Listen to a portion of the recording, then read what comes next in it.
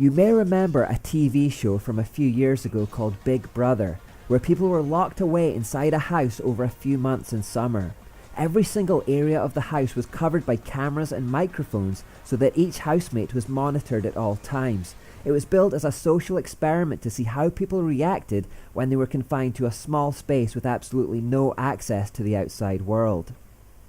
One of the most noticeable effects of being cooped up in this small compound, something which repeated itself in every season of the show, was that the housemates very quickly lost their sense of perspective on life. When the total extent of their world was reduced to 4 walls, the small things within those walls suddenly seemed like big issues.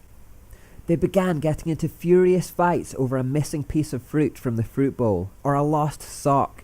Little gestures and stray words became magnified and blown out of all proportion. The boredom of an unoccupied mind meant they had nothing to do but gossip about other housemates and stew on conversations and arguments. Resentment simmered and then often overflowed. They created drama and tensions where there naturally should be none. And of course, this is what the producers of the show wanted because it made for explosive television. Every Friday night, one of the housemates would be voted out, and immediately after coming back into the outside world, they would sit down for an interview with the host and be shown footage from their time in the house.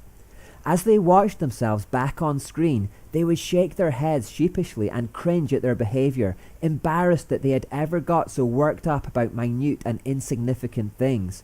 They would protest that they didn't recognise the person on screen. It was as though they had been woken from a dream or snapped out of some state of hypnosis and could suddenly see just how bizarrely petty and silly their disputes had been. Being back in the real world, even just for a few minutes, had suddenly put all those tiny issues back into perspective. The minute that they stepped outside of their compound, the screaming crowds reminded them that other people existed out with those in their little group.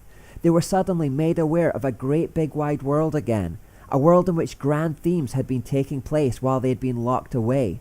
A world where wars had begun, where people had died, where new lives had begun, where terrorists had struck, where tsunamis and earthquakes had ravaged nations, where economic crises had robbed people of their livelihoods and homes. Events of huge national and international significance had taken place, things they hadn't heard about because all the while they'd been shut up in a compound bickering about a missing banana or a pair of socks.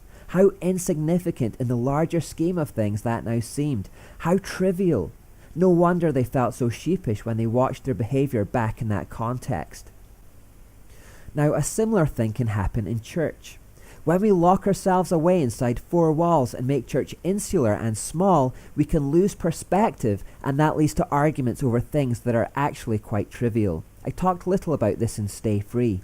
We get into arguments about flower arrangements, or bicker about how loud the drums were, or whether it was right that one of the elders wasn't wearing a tie on Sunday. We argue endlessly about minor theological doctrines to no use or advantage other than to be proved right. We gossip about a guy because he raised his hands when he was singing, or whisper about that lady in the 4th row that wore an unusual hat. We can often become self-righteous prigs, overly fussy and totally preoccupied with trivialities that really don't matter in the grand scheme of things. This kind of behaviour is repellent, and like the Big Brother contestants, I wonder what we'll do if we reach heaven and God shows us back a video of our lives. If we will suddenly come to our senses and feel embarrassed about all of these petty squabbles. If we will shake our heads and cringe at our behaviour like they do, because in making our world small, we lost perspective and spent our lives making mountains out of molehills. It's not as though there aren't grand themes to be getting on with. It's not as though there isn't a great wide world out there to engage with. It is estimated that 150,000 people die each day in the world, and most of them don't know Jesus. That's perhaps one person every second of every day being lost for all eternity. Jesus gave us the Great Commission to rescue them with the gospel. Us, you, me. There's no bigger theme than this. There is no bigger mission than this. It encompasses the entire planet, all peoples in all the towns and cities and villages of the world, and all the jungles and desert places of the world, in all nations, on every continent. Go, tell, proclaim, heal, cast out demons, confront evil, oppose tyranny, seek justice, help the oppressed, free captives, change the face of the world, alter eternities. Wow, we have no excuses for making our world small. We have so much work to do. If we accept this massive challenge that Jesus has given us, broaden our horizons and work together in the world for the sake of God's kingdom, we will soon find the idle gossiping and ugly petty bickering that may characterize church life today coming to an end. We may discover that all the little divisive things that may seem so important right now are put into proper perspective. Instead, as we tackle the big issues of life, I believe that we will develop an astonishing strength of unity. Look at soldiers. Outside of the family unit, there is perhaps no company of people amongst whom you will find a greater sense of brotherhood, unity, and belonging than soldiers. This develops because as they go out from the relative safety of their base camp into the war zone, they know that they are surrounded by hostile enemies and the only people that they can really trust are the other members of their squad.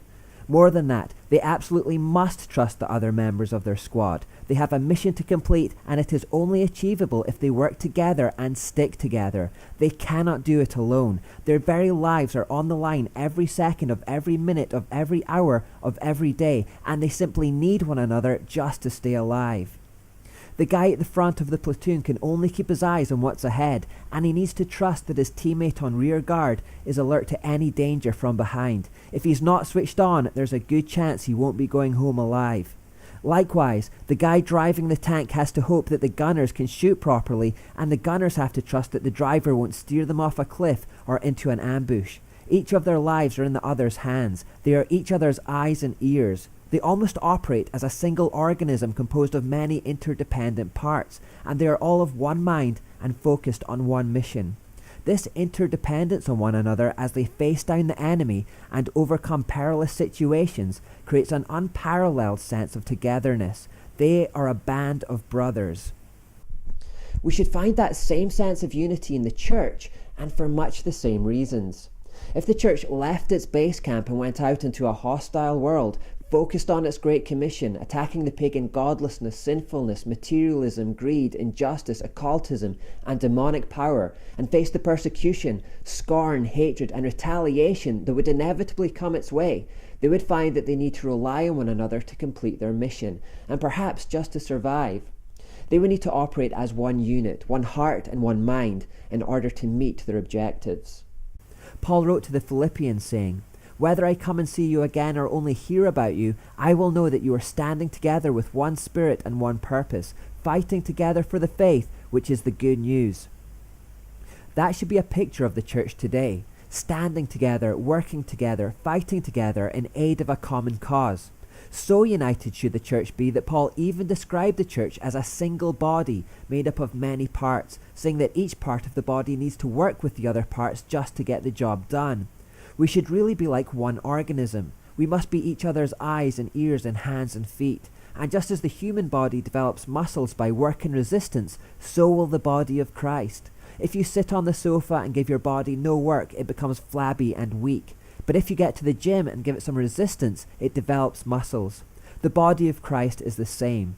This is why the church historically thrives in the face of persecution. It gets stronger as it faces challenges. Therefore, the church needs to set achievable objectives, real objectives in the real world, and then it needs to be trained and equipped by discipleship to meet those objectives and to work together in unity towards those objectives. What are the problems and opportunities that exist within your local community?